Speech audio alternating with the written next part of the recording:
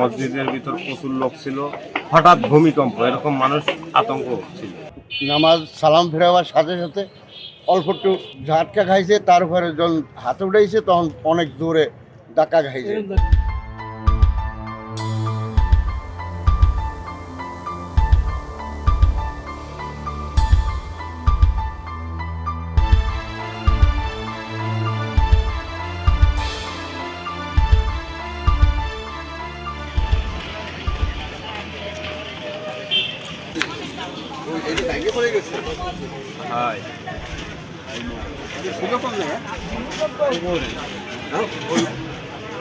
আমি নামাজে ছিলাম, নামাজ পড়ার সময় খুব বিকট একটা আওয়াজ হয়। আমাদের মাজারের যে মেইন গেটের যে মিনারের যে একটা তারা ছিল, ওইটা এমনভাবে আওয়াজ হলো, এখানে একটা বেলুন বিক্রি করা একটা ছেলে ছিল, তা সে আহত হয়নি।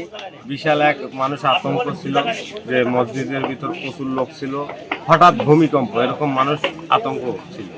নামাজ সালাম ফেরাবার সাথে সাথে অল্প একটু ঝাটকা খাইছে, তারপরে যখন হাতে উঠাইছে তখন অনেক জোরে ধাক্কা খাইছে। ধাক্কা খাই লোকজন সব দোয়া ছাড়িয়ে উঠিয়ে দৌড়েছে।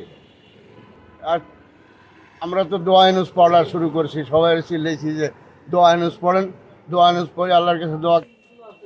আমার বয়স 79 বছর, কিন্তু এর ভিতরে আমি এত বড় ভূমিকম্প দেখি নাই, যত বড় এই যে ভূমিকম্প হইল। সতর্ক করলো আল্লাহ পাক যে তোমরা সাবধান হয়ে যাও।